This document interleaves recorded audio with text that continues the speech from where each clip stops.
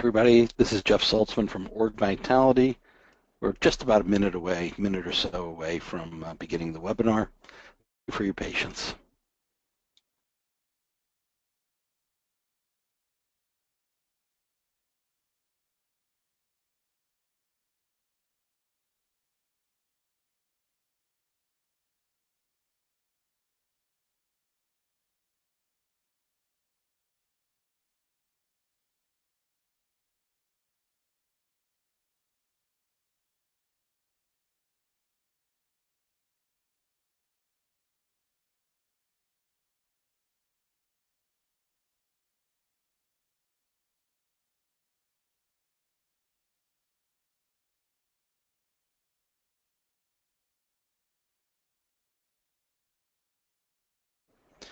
Hi, everybody. This is Jeff Saltzman from Org Vitality. Welcome to the webinar.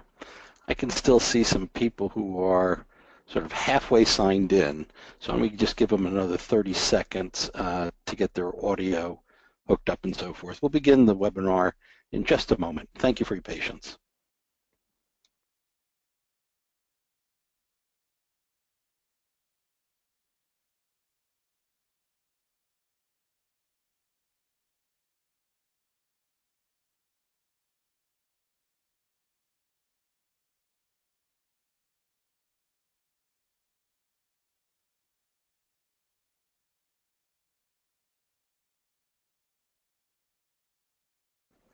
Okay, why don't we begin? Hi, everybody. My name is Jeff Saltzman. I'm going to be the major presenter and the MC today of the webinar, the 3 types of people every organization needs. We're going to do something just a little bit different from our traditional webinar today. We've got a panel that will be with us as we go through the webinar, and we'll be asking the panel, our panel of experts, some questions about this topic as we begin. So a little bit of just housekeeping stuff before we get into the webinar. First off, no need to scribble down every note or thing that is said. If you are interested in the topic, we'd be happy to send you overheads or the slide set that you're seeing here at the end of the session over the next day or two. So you can get a copy of the slides at the conclusion of the webinar. Also, there is a way that you can ask questions. So as we go through the webinar, should you like to ask a question either in the question box on your control panel or the chat screen, we'll be monitoring both. You can put in a question and we will do our utmost best to leave some time at the end to answer as many questions as we can get to. The other thing is at the end of our webinar, there's going to be a short survey, since we happen to be a survey company, that will ask you a few questions about what you thought of the webinar in terms of time and length and content. And if you take a minute to answer those, we'd greatly appreciate it. It'll help us fine-tune our future offerings. So why don't we begin? So this, as I mentioned earlier, the title of this webinar are 3 types of people every organization needs, or we have a subtitle, and the subtitle is The Case of the Missing Post-it. So what does that mean? Well, if you think of Post-its, the underpinnings or the science, if you will, behind the Post-its, the adhesive, was discovered way back in 1968. But it took until about 1979, like 11 years later, for what was to become a phenomenally successful product to come to market. And one of our goals in this webinar is to answer the question, what happened? Why did it take so long, 11 years, for something that was clearly so popular to come to market? So we'd like to get into that. So let me introduce myself and our panel before we try to answer that question, what happened to the missing Post-it? So I'm Jeff Saltzman, as I mentioned. I'm the CEO of Org Vitality. I'm also an adjunct lecturer at Binghamton University in their School of Management. I have a master's in IO psychology. I've been doing this kind of work for about 33 years now, and I've written a couple of things. As I mentioned earlier, we're trying a different kind of style to this webinar than the usual. And what I've done is I've invited a panel to participate in the webinar with me. Our first panelist is Dr. Scott Brooks. So Scott is a partner and vice president at Org Vitality. He has a PhD in organizational psychology. He's been doing this kind of consulting work for about 25 years, and he is my co-author on the book that this webinar is based on, Creating the Vital Organization. And I'm also very excited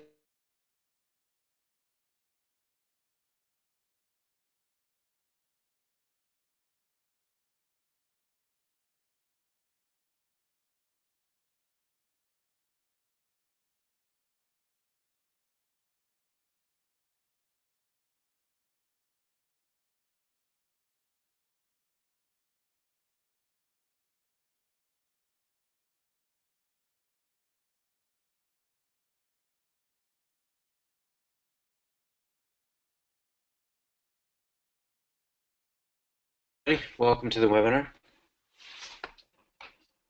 Hi there. Looking forward to talking through these types. Okay, thank you very much. So this webinar is it's part of what we're doing. It's a sort of a book club series. So Scott and I published a book just recently, came out just a couple of months ago, called Creating the Vital Organization. And what we're trying to do is take different pieces of the book that we think people would be interested in and presenting it in this webinar format to have sort of a little bit of a discussion, a little bit of a deeper dive than what you might get just from the chapter itself. So in the book, we brought together the science behind what was called organization ambidexterity, right? And we're trying, ambidexterity has been around for about 25, 30 years as a sort of a research topic. And what we try to do in the book is bring it down into a level that is accessible for an average manager or an average person in the average organization. An interesting aspect of it, we actually wrote a book proposal to do this, and we used the term ambidexterity, and it was rejected. And when I talked to the publisher and I said, why are you rejecting this? They said the word ambidexterity, one, it's a mouthful, and two, it seems too foreign. And we went back and forth in terms of negotiations, and I said, what if we don't use the word ambidexterity in the book? Then they said they would publish it. So there are cases where we slipped, and the word ambidexterity in the book is in the book, but by and large, that term is not part of the book, even though a lot of the scientific literature on the topic will in fact use the term organization ambidexterity. So what is that? What is the vital organization? What is ambidexterity?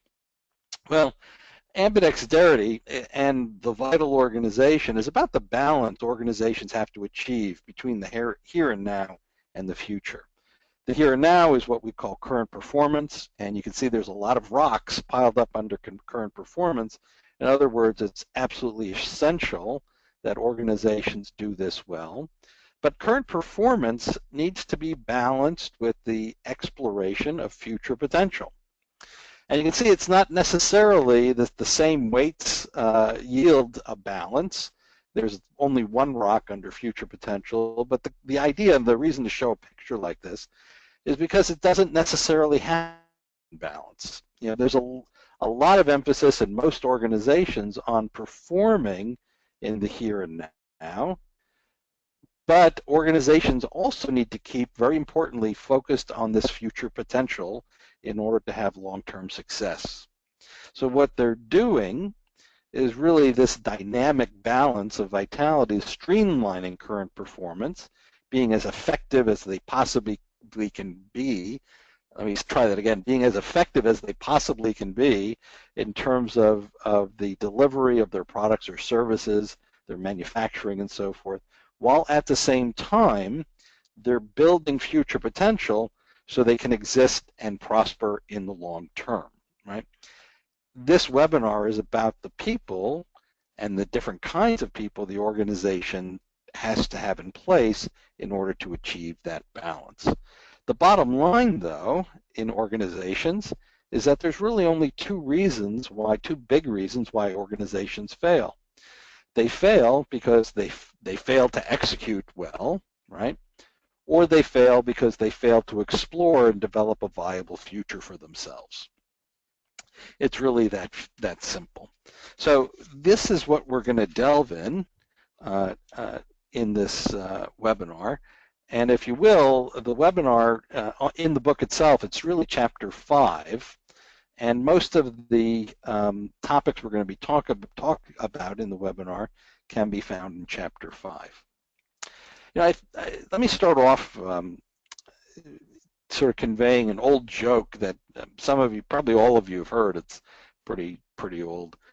But remember, there's a story of the different organs in the body who are arguing with each other as to which is the most important organ.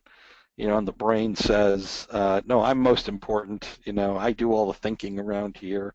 I control everything that's going on. And the heart says, no, I'm most important. I pump the blood. If I stop, you all die. And the lungs makes the same argument that I provide the oxygen and so forth. And every organ can argue that they are in fact the most important, because without most of them, you would die pretty quickly if you weren't put onto some kind of artificial support to get around a failed organ. So, that's the joke. And the idea, of course, is that every single one of the organs is in fact important, because you have to have all of the different factors in place in order for the body as a whole to be successful. At the risk of a poor analogy, organizations are very much the same. So we're going to talk about people who are focused on the here and now, people who are focused on the future, and you immediately get some people saying, well, what's important to an organization, and is this one more important than that one? And that sort of is a fruitless argument to get into or to be had, because everybody that we're going to be describing in this webinar is important to the long-term success of a well-functioning organization. So, who are we talking about in these organizations from this perspective? First off, in organizations, you have what we'll call executors. Executors are people their role is to maximize current performance. They allow the organization to operate efficiently and effectively. They're the ones who are generating the cash flow or other resources that the organization needs to continue to function in the day-to-day. The second kind of people in organizations we're going to call explorers. Explorers who are people who focus on which product and services the company will offer down the road, which markets it will exploit, how it will be envisioning the future of where it's going to go as an organization. And the third category of people we'll be talking about in the webinar are called boundary spanners. And this is probably one of the more difficult kinds of people, both to define in terms of what they do and also to actually exist in an organization. Boundary spanners operate with one foot in both worlds. It's one of the things that makes it difficult. They're integrating the work of the executors and the explorers, right? So how does this really function? Well, Scott and I developed a model a long time ago, and the model looks something like this. And it's based on a lot of research in terms of what should organizations be focusing on in order to be successful in the long term. And if you look in the yellow balls that go around the circle, you have leadership, you have employees, you have processes. Those are sort of the internal elements that allows an organization to function well, right? Do they have the right leadership in place? Do they have employees who are skilled? Right? Do they have good business processes in place? And then down at the bottom of the circle are three other elements that are critical, and these are externally facing kinds of elements that an organization needs to perform well on. One is they have to have good offerings. Their products and services have to be things that people want. They have to deliver them in a service-oriented fashion, and they have to have customers that are pleased enough with their service that they act as long-term advocates, that they repurchase their products, and so forth. So this is a model of organizational performance that we often use. We use it 90% of our time as we do employee survey research. And from the perspective of the three kinds of people that organization needs, what you have are executors sort of living on this blue inner circle. They're concerned about current performance. You have the boundary spanners living in the green outer circle. These are people who are looking at future potential of the organization. Where are we going? What products and services should we be developing, right? And then you have the boundary spanners. The boundary spanners are people who basically live between the green and the blue circle. They're represented on the model by these little teeth that sort of poke out from the green and poke out from the blue. That's the way that these circles engage each other, is through those notch teeth in the model. Okay, so the idea of boundary spanners is to be able to look at what the explorers are coming up with and trying to figure out how do we make that into a day-to-day current performance kind of element to the organization. Let me get into some more details. So characteristics of executors. As I mentioned before, executors maximize current performance, allowing the organization to operate efficiently and effectively. And they do this by being able to deliver consistent, high-quality existing products or services to customers. They tend to be very customer service focused, right? We will get it done, we will get it done right, or we'll get this product to you when we promised, and it will be operating the way it should be operating. They're laser focused on targets and goals, whether that target or goal is the amount of production, the amount of sales, or cost control. But these are people, these executors are people who drive towards very specific targets and goals, right? You think of a heart surgeon, for instance, they have a goal of taking a certain amount of time to do a heart surgery, so because they know that if it goes on for too long, the negative consequences increase for the patient. So it's not that people who are focused on targets or goals are less skilled or lower level people in the organization. They can be very high skilled, very high level people. It just so happens that their focus, their day-to-day role is to look at, we need to achieve this goal, and I'm going to climb that mountain, or I'm going to accomplish that task. And that's the way that they exist in the organization. One of the things that these people do, they embrace this notion of consistency and repeatability, right? That heart surgeon working on your heart, you know, the best predictor of whether or not you're going to have a good outcome is how many surgeries has the surgeon done previously. You know, if the surgeon does a heart surgery once a month, that's not exactly someone I'd probably want surgery. But if that surgeon does 2 or 3 of these a day, that's someone who's very skilled at what they do. That consistency, repeatability is one strong characteristic of executors. These people can be excellent managers and developers of a team. They know how to rally a group around them. And they can drive exceptional performance. Now, when you look at an organization, what you find is, you know, most members of an organization are in fact executors.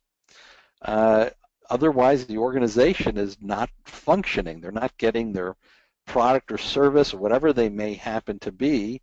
They're not getting it produced. They're not getting it delivered. And in the private sector, they're not generating the cash flow necessary for these next people who need to be in organizations. And the next people are these explorers that I mentioned. So explorers are people who focus on which products and services the company will offer, which markets it will exploit, and what they do is they envision the future. Where are we going to go as an organization? Right? These explorers are able to learn from the existing environment and transform it into something new and innovative.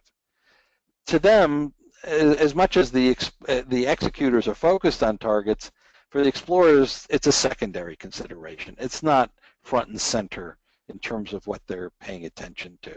And in fact, any goals or targets they may have, they may shift them as new avenues or opportunities arise and as they explore them. These people embrace change, they're adaptable, they're self-motivating, they're never satisfied with current products, methods, or procedures. And this is a relatively small number of people in the organization. If 95% of people in an organization are executors, maybe 5% of people in an organization are explorers. And the third category of people are these boundary spanners, right? So boundary spanners are people who operate with one foot in both worlds, integrating the work of executors and explorers. These are people who operationalize new products and services, making them market ready, reliable, reproducible, and cost effective. So a boundary spanner is someone who looks at really the inventory, if you will, of what these explorers are developing and coming up with, or markets that they're approaching. And the boundary spanner is able to say, I can see which one of these will be something that can make the transition successfully from an exploration to a day-to-day executable, reliable product that will keep the organization successful. So the boundary spanner is, as I said, someone who has a foot in both worlds. They determine and understand market potential for new products and services and opportunities. They determine what's a worthwhile investment. They also are able to recognize fail fast moments. So if you have a product or service that just isn't panning out, these boundary spanners are able to pull the plug and not just keep at it and at it and at it until the organization completely fails, right? They tend to be experienced and knowledgeable people that can deal with ambiguity. And these are the people who transition, as I mentioned, the explorer concepts and prototypes into the day-to-day operations, right? So these are the three kinds of people that we lay out, Scott and I lay out in the book as necessary for an organization's long-term success. But what about the jobs itself that exist in the organization? You know, while some jobs are pure, either execution, exploration, or boundary spanning, right, many jobs cut across these elements and contain varying amounts of each characteristic. So you'd be very hard-pressed to go into an organization and have someone say, you know, my role in this organization is to be a boundary spanner. It'd be hard to find that person. But there's elements of that in a variety of jobs. Okay. So let's turn to our panel now that we've set all this up and ask a couple of questions of the panel. The first question to Victoria, right? Victoria, is anyone truly only an executor, explorer, or boundary spanner? That's a tough one. You know, I think most people tend to have preferences or weight heavily towards one of the three. Yet if you look at your day-to-day, all of your behaviors might not fall into one of those three types. So while you might gravitate towards one of the three, you still have pieces of some of the other two, and your job might require different pieces. So even if you feel like you're an executor, you've got a little bit of exploration in there. Some days your job requires a little bit more of that exploration. So day to day, you're not going to 100% be just the executor. So is it more individual personality or job characteristics that make someone an executor, explorer, or boundary spanner? I think it's it's really a combination. So it comes in, it starts with personality as sort of that base that might lead you to prefer one of those three types, but it's also your experience, your training, and your conditioning that might make you more comfortable with one of those three types. And your training and some of your experiences might not always be the same as your original preferences. So I think while we all might gravitate towards one of the three, it's not purely distinct. We really have a combination over time. And so would you say it's easy or hard to move from being an explorer to an executor or a boundary spanner? Say if your job changes or what the organization wants you to do, how easy is it to make that transition from one of these sort of roles to another? I think it's really tough, especially when you talk about the executors and the explorers. Those are really different. It can even be a little paradoxical. So if you think about the requirements for being an executor, you need clarity, you need tangible direction, and you need some support and resources to get that specific direction going and in place. On the other side, for exploration, you need a little bit of space to be autonomous and try some different things out. So it can be hard to switch between the two, both in your own work practices day to day and the way you work with others around you. If others around you are used to you being an executor, getting your checklist done, and getting things done on a certain timeline, yet you need the space and autonomy to be an explorer, that takes a lot of adjustment. I think people get better at that switching over time, but there's definitely a transition period.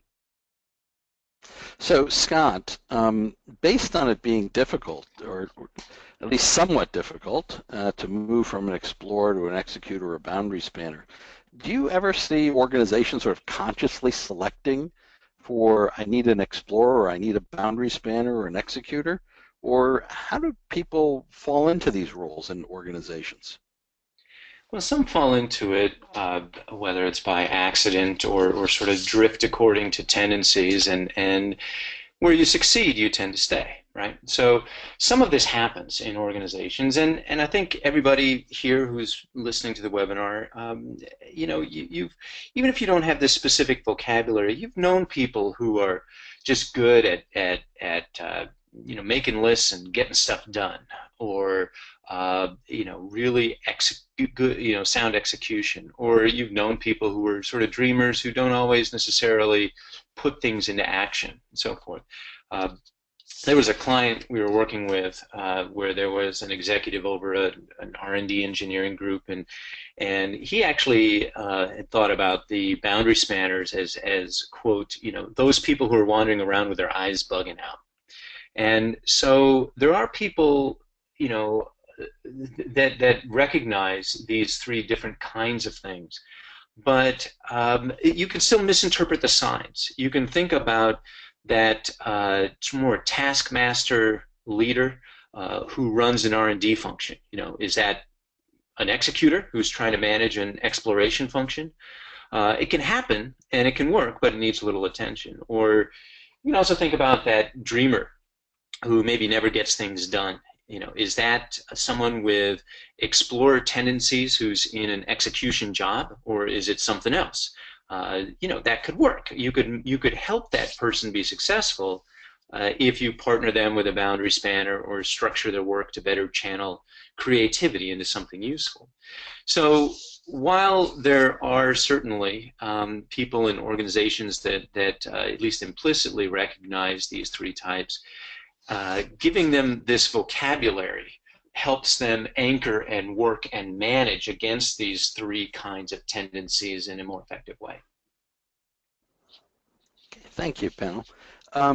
What I'd like to do is let me shift a little bit to a couple of case studies to try and bring some of these concepts to life for you. The first case study is actually an article appeared in the New York Times August 17th, and it was about reimagining Appalachia's future, right? This is a basically coal country, right? And the question is, for the explorers, right, they're out there saying, what comes after coal, right? they'll say it's terrifying because people are out of work.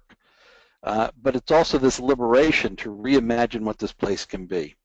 So in terms of context, there's all these efforts underway, mostly across central Appalachia, which is eastern Kentucky, where business leaders, environmentalists, and community advocates are looking beyond politics to wrestle with this question: what comes after coal, right? And the reaction that you have of explorers who are trying to figure this out is, on the one hand, they'll say it's terrifying, and on the other hand, they're saying it's greatly liberating because it's a blank slate. Okay, what do we have to become? And what they're trying to do is develop processes and procedures, opportunities that allow new companies to come in. They're trying to set the stage for new companies to come in and develop jobs and opportunities for people who live in the area. So the second group that you have are boundary spanners, right? And there's one company called BitSource, right? BitSource is a company that is reinventing itself from an excavation engineering company into a programming company.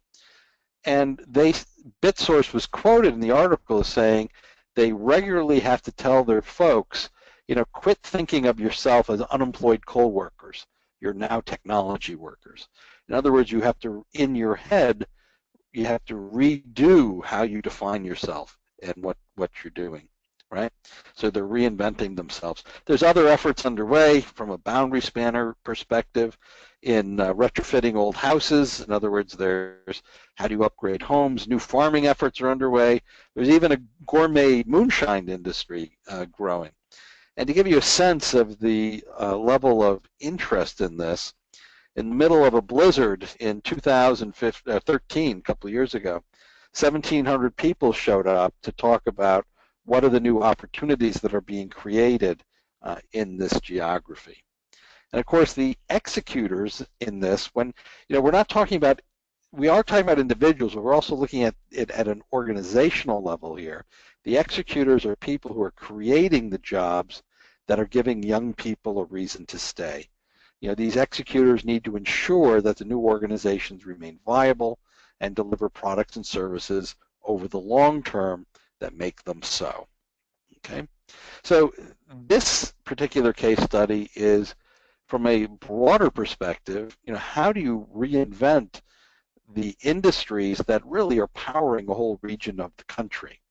But let's take it down now to a second case study that's more about some very specific individuals and how these individuals, what they did within these couple of roles to create a new product that became a sort of a superstar product, if you will.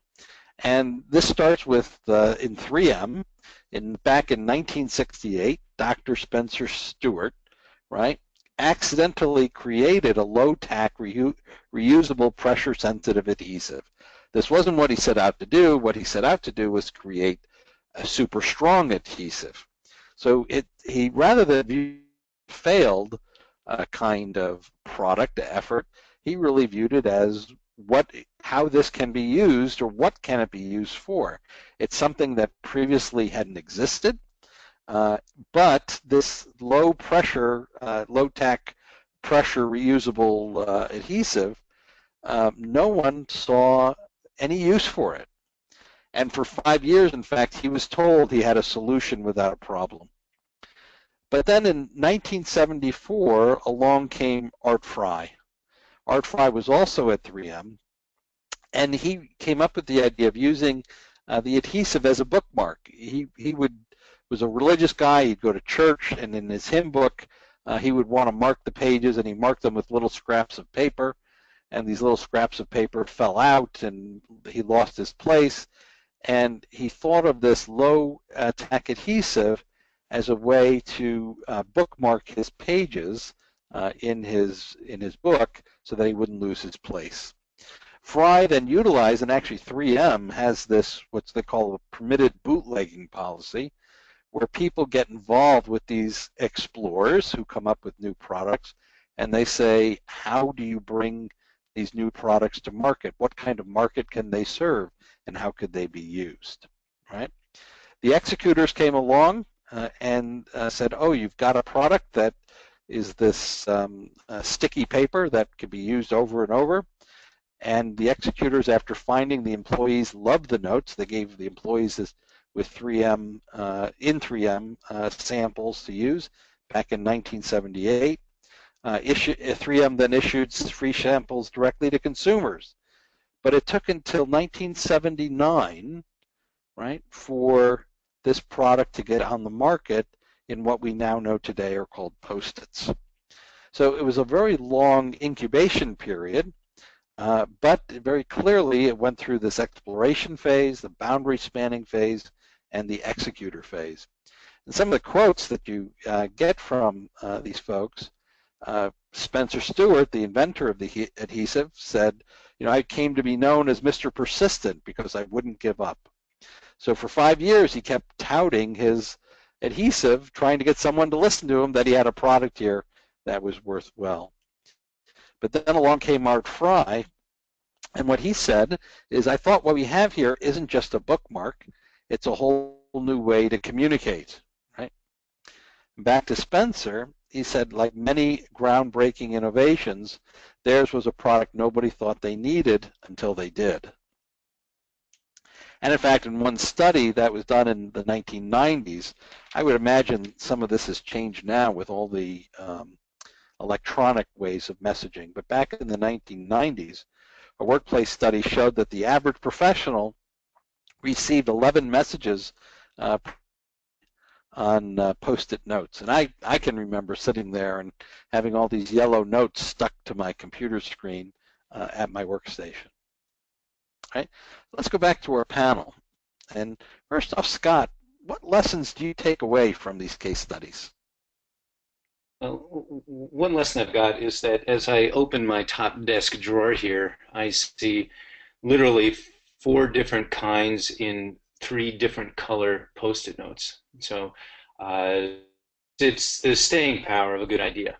But, each of these 2 case studies, they started off differently. With the coal in Appalachia, that was a problem looking for a solution, right? And with the Post-it notes, that was the other way around. That was a solution, the glue that didn't quite stick, that was looking for a problem. And in the end, what vitality is really all about is it's the right kind of connecting problems to solutions. It's how do you find, how do you search for it, how do you investigate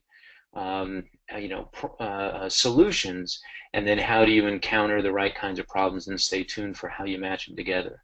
And vital organizations do this, and some of that's fueled by these different kinds of people you've been talking about, Jeff. So it is this connecting, whether it's transforming a Appalachian region's talent and capabilities to produce something new, or that not too sticky glue that finds a whole new way of interacting with books, manuscripts, contracts, and so forth. And I think another lesson is that making these connections is tough. It took a decade for Post-it notes to come to fruition in the sense of what we know them as today. And through that time, as you mentioned with your quotes, from Art and Spencer and even from the Appalachian community leaders, there's an active championship that's required. And it's championship by the different kinds of people you've been talking about here. And certainly it can take time, and certainly it won't always work. You can wonder how many ideas at 3M that didn't have that championship failed after 5 years, 7 years, and didn't endure over the course of the 10 years to become a product. But not all products work, and we don't all need 17 different kinds of Post-it notes to keep coming back, every day. We don't need that kind of breakthrough innovation happening once a month or even once a year. Organizations can't really handle that. So it won't always work. It takes time. It takes active championship, but it's important. And we need to accept the failures along the way, embrace those, learn from them, move on, and be persistent. So, Victoria, let me ask, What made Art Fry effective as a boundary spanner? I think Art Fry is a really good example of a boundary spanner. What's characteristic about him is he didn't add different kinds of efforts together, but he found a novel solution and created something new. So as he's looking at this low-tack adhesive and he's looking at his hymn book pages as a problem, he found this novel solution that, in his words, created a new way of communicating. So that's not adding different kinds of solutions on top of each other, but bringing together unconnected concepts to create something that's distinct and new and useful. So, I mean, it sounds like you're describing, people who we often talk about the light bulb goes off. So are boundary spanners the light bulb goes off kind of people? Yeah, I think they are. I think they see different kinds of connections than the rest of us might. And that can take some time and really some advocating that it is the right connection. But these kinds of connections can help us use existing knowledge in new ways and help us get to a lot of new places. Thank you. And so if we turn to Dr. Silver for a moment, why did he keep talking about this for 5 years? What made him not, after 5 years, you would think he would have gotten a little discouraged. How did he keep at it for 5 years? He did. He kept talking about it because I think he knew he was on to something. So that perseverance and persistence can be really characteristic of explorers, but it's hard to get it right. So if everyone on the call here thinks about the explorers they know, those creative, really ambitious kinds of people, I bet a lot of them have really out there ideas and they stick to their guns. They really advocate for their ideas even when other people don't understand them. And that's really important because they're seeing something that others don't see yet. So Dr. Silver saw this solution. He knew it was important. Others didn't know it yet. But it's a fine line between advocating and persevering while also taking in feedback and knowing when to adjust or change course. He just happened to really get it right. So as part of your work, Victoria, you've identified characteristics, most typical of explorers and boundary spanners and executors, something that's often called the competency model. And on our next slide, we have sort of highlights of some of the competencies of each of these kinds of people. I'm wondering if you could take us through this chart 20. I'd love to, yes. So this slide here is from our competency model. This helps us measure individuals in different ways to help see how do they stack up on those characteristics that are most distinct and unique for each type. So if we start with the explorer on the left, this is the person that we think of as really innovative and creative. These people don't respond too well to specific objectives or tasks. These kinds of people tend to be motivated by the complexity of a broad challenge. So a really broad challenge with some intensity helps them focus in on a particular area that interests them most, where they have the most ideas. So they're not people that stick to what's generally done in their line of work. They push to do something new and better. You might say they're pushing the boundaries of what can be done, or maybe they don't see boundaries around their role. They really just go after ideas that they see out there. Now, as I'm describing this, it sounds pretty ambiguous, and that's really because it is. These people tend to thrive on ambiguity and even a little chaos involved in this. They find that stimulating, they find it interesting, and they tend to shape it, and they find their way through that ambiguity. So an example of that would be someone like Dr. Silver, who looks past his current project charter, creates this low-tack adhesive because it's possible.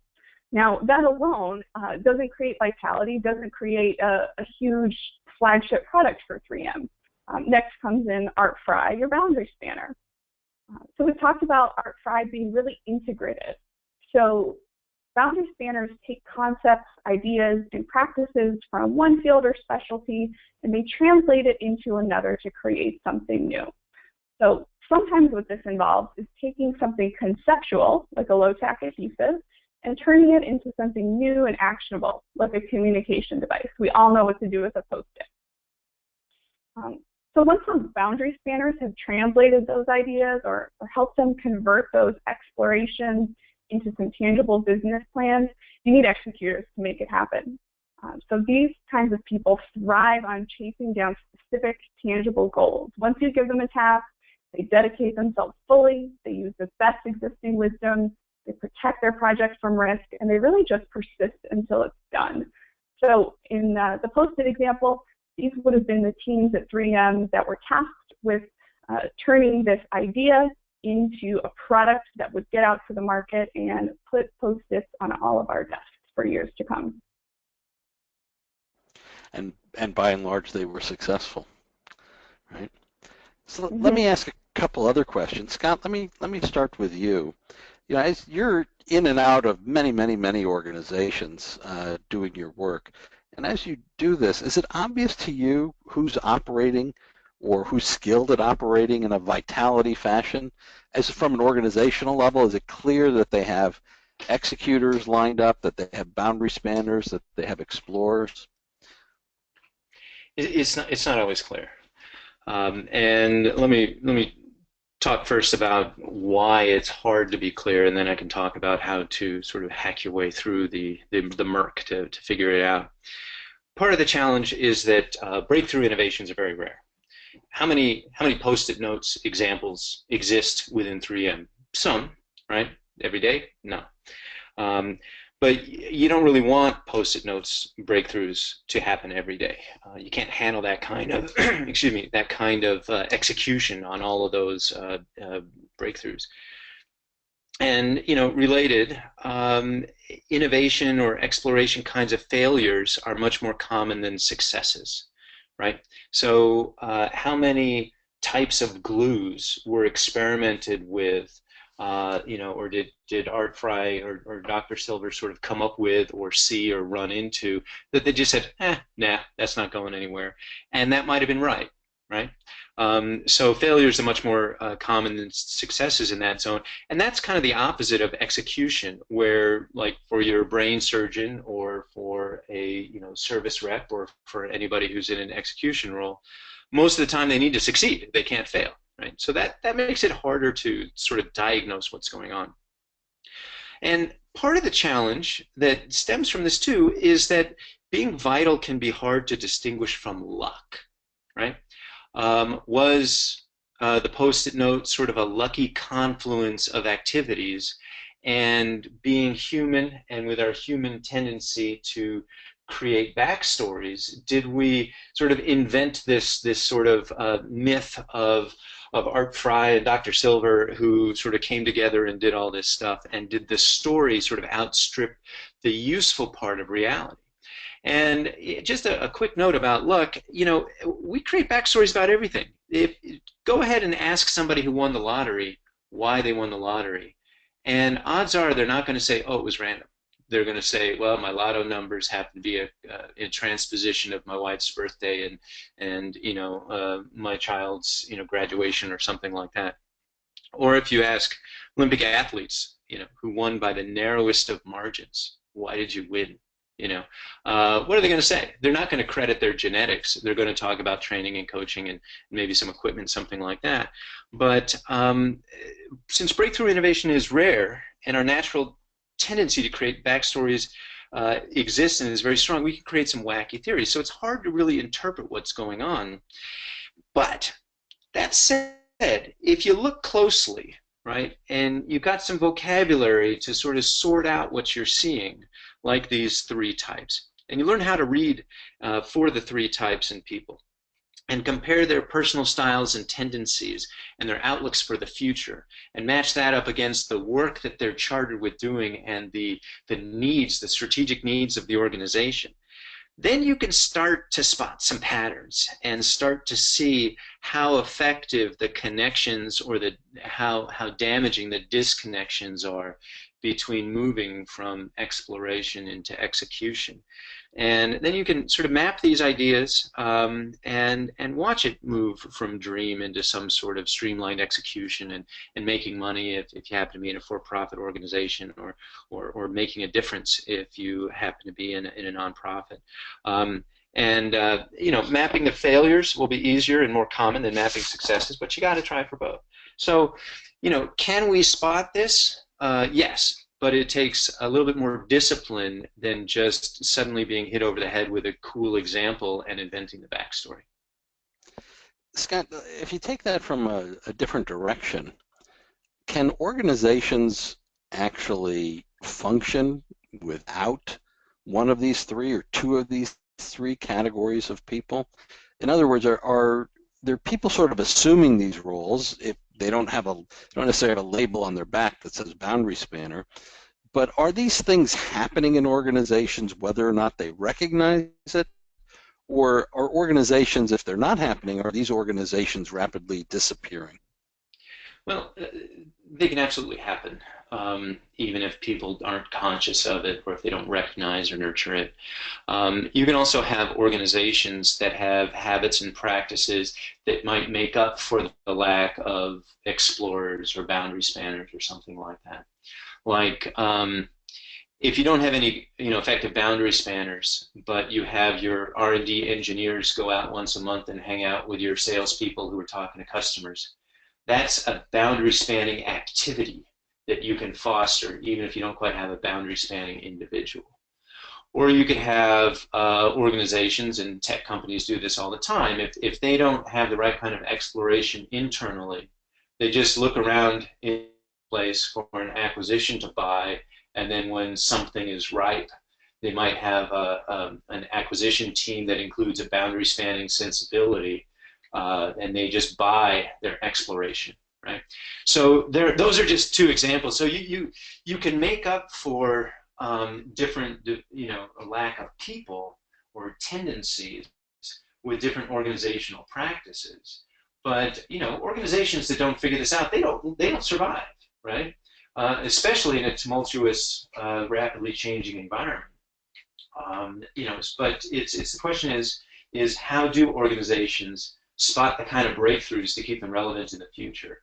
And it's certainly streamlined, and sort of the oil between the gears can be having the right kinds of people and the right kinds of jobs that do these things.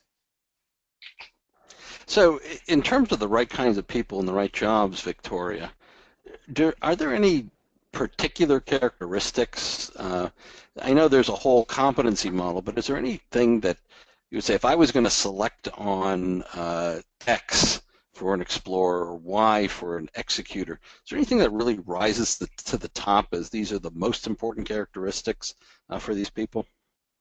Mm-hmm.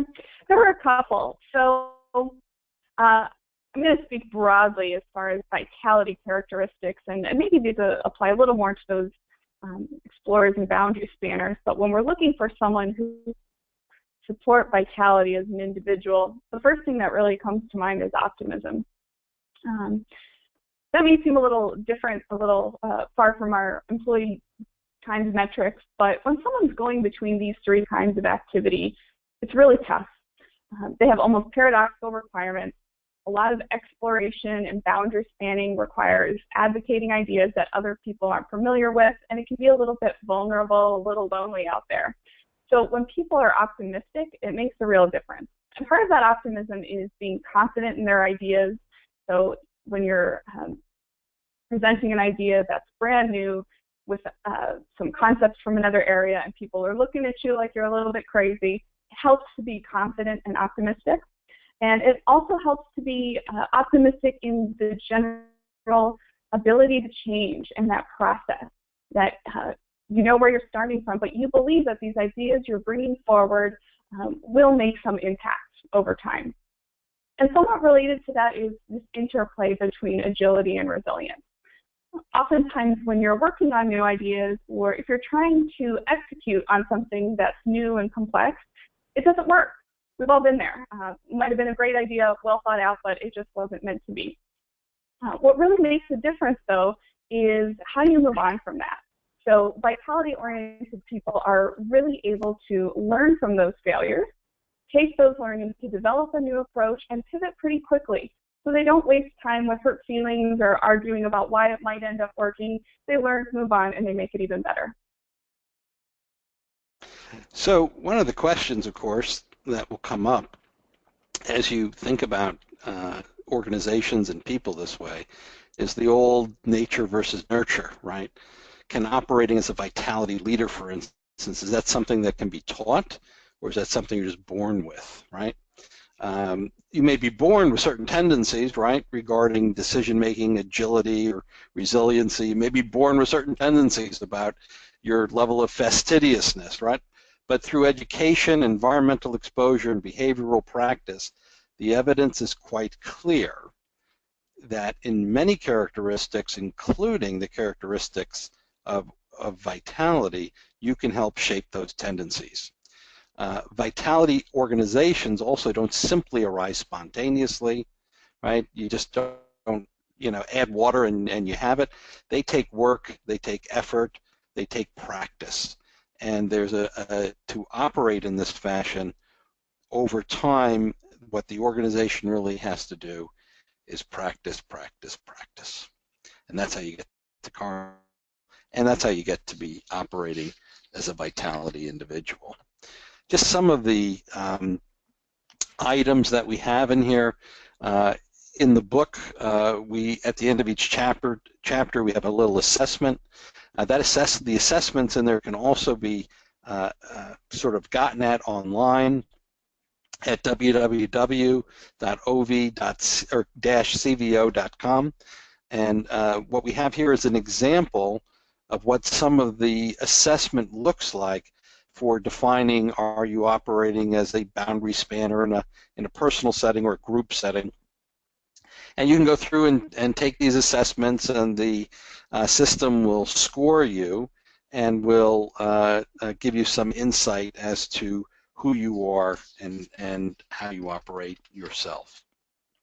Okay, so we're more or less out of time from a question standpoint, but if you did submit any questions, we would be happy to get back to you individually, one-on-one, and to answer any questions that you might have. As you remember, that a couple of points to finish up this webinar. First off, something a little bit about the book. The book is available on Amazon and online retailers. There are other webinars coming up, a couple of them about the book and others that are not about the book. One that I'm very excited about is being offered up by Dr. Walter Reichman, another person at Org Vitality, and that's called Organizations and the Sustainable Development Goals, Why Doing Good is Good Business. And that will be a similar kind of setup to today, where he's invited in 4 companies to talk about how they are doing their business in a sustainable fashion and why that is good for their business. A couple of the organizations that will be on that panel is Dow Chemical and DuPont will be on the panel, as well as the Wildlife Conservation Society and the United States, forget what all the initials stand for, the United States, it's a group that really fosters international business for the United States. So that will be the 4th organization on the panel as well. Other upcoming webinars include the power of organizational storytelling, which again is a chapter from the book. And Victoria has a whole research effort underway about how to make employee survey comments more useful. And she will be describing that work at a webinar on December 6th. So we'd love to invite you to come to all of these or any of these webinars that you might find of interest and useful in your work. A little bit of background on Org Vitality, what we do for a living, strategic employee surveys, engagement surveys, 360 assessments and coaching, metrics and strategy, as well as decision support portals. Right? So please, as you exit, thank you very much for your time. As you exit, please remember to complete the survey about the webinar. And Scott and Victoria, let me thank you for being on it, and let me give you each 10 seconds to say any concluding comments you'd like to about the webinar. Scott? Sure.